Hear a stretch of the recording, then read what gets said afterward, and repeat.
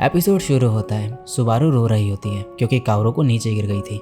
कावरो को कहती है, आजकल मुझे ऐसा लटकने में मज़ा आ रहा है। तो सुबारू इससे ऐसी डेंजरस चीज़ें करने के लिए मना करती है।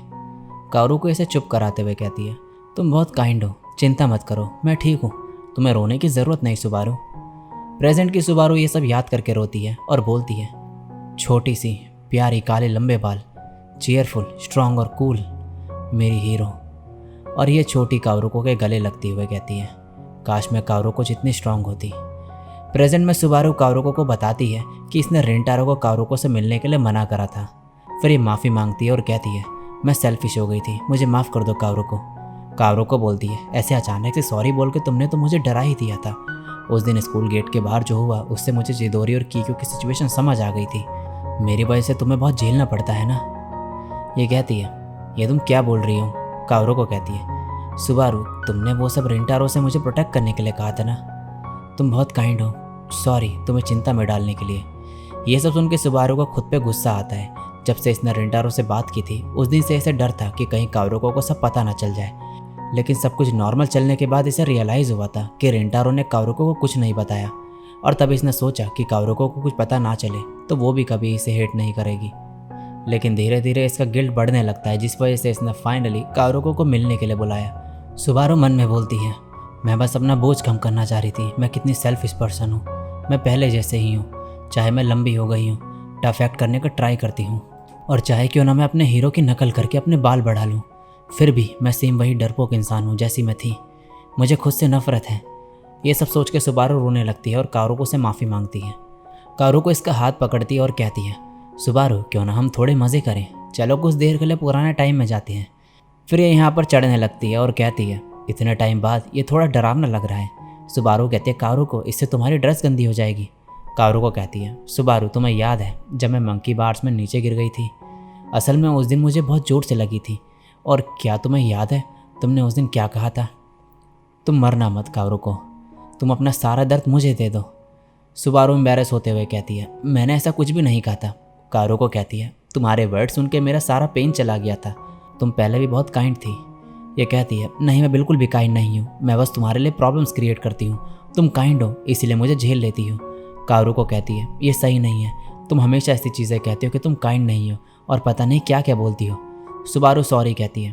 ये बोलती है, मैंने तुम्हें देखा है और हमेशा तुम्हारे साथ रही हूँ। उस दिन भी मैं थी जो बार्स के साथ खेल रही थी, लेकिन गुस्सा होने के बजाय तुम मेरे लिए रो रही थी। मुझे तुम्हें रुलाने का रिग्रेट हुआ था, लेकिन मैं खुश भी थी कि तुम मेरी इतना चिंता करती हो। सुबारू सिर्फ तुम हो जो मेरे साथ रहती हो। जब भी मुझे ज़रूरत पड़ी तुम मेरे साथ थी, इसीलिए प्लीज़ उस सुबारू को डिनाई मत करो जिससे मैं प्यार करती हूँ। फिर ये बोलती है, जब तक तुम ये सोचोगी कि मैं तुम्हें झेल रही हूँ तब तक मैं तुम्हें याद दिलाते रहूँगी कि मैं पूरे दिल से तुम्हें प्यार करती हूँ। ये सुन के सुबारू मन में कहती है, कावरुको हमेशा से ऐसी ही रही है, शायद मुझे अब समझ आ गया है मुझे क्या करना चाहिए।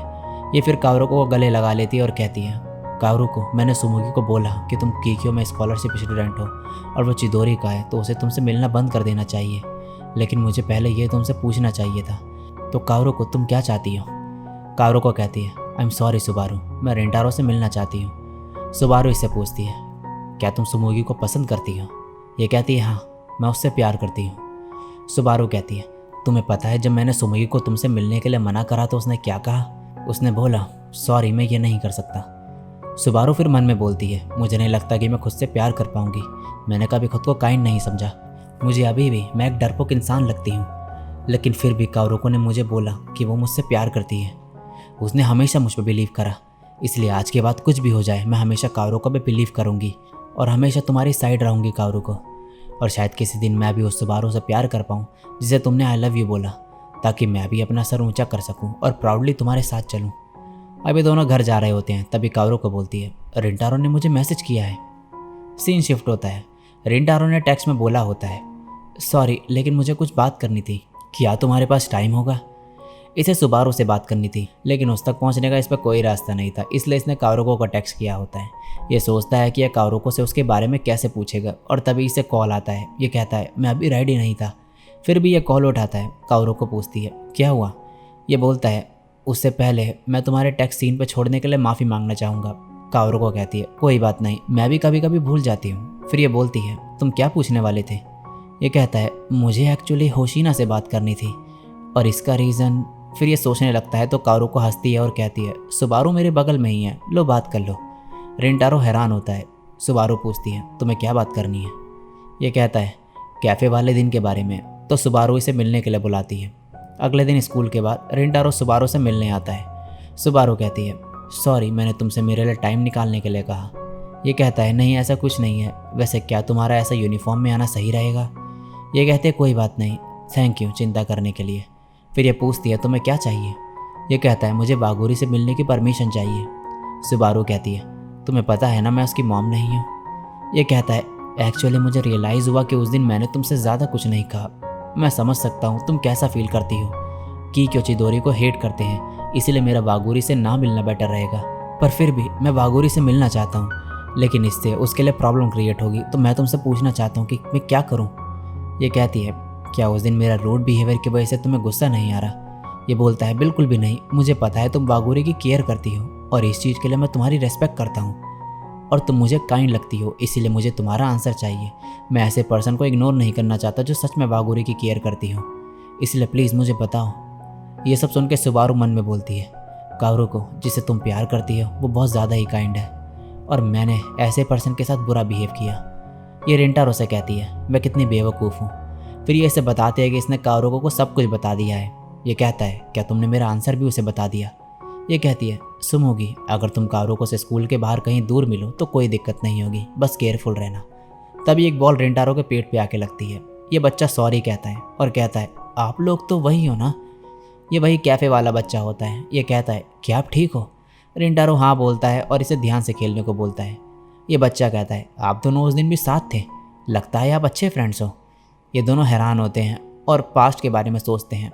इसके फ्रेंड्स इसे बुलाते हैं तो ये बच्चा चले जाता है और इसके फ्रेंड्स बोलते हैं क्या तुम्हें इनसे डर नहीं लग रहा। ये बोलता है बिल्कुल भी नहीं, वो बहुत ही अच्छे हैं। सुबारू कहती है लगता है हमारे फ्रेंड्स बनने में अभी बहुत टाइम है, लेकिन क्या तुम किसी दिन मेरे फ्रेंड बनना चाहोगे। ये कहता है तुम्हें क्या हो गया है, मैं चिदोरी से हूँ। सुबारू कहती है मुझे पता है।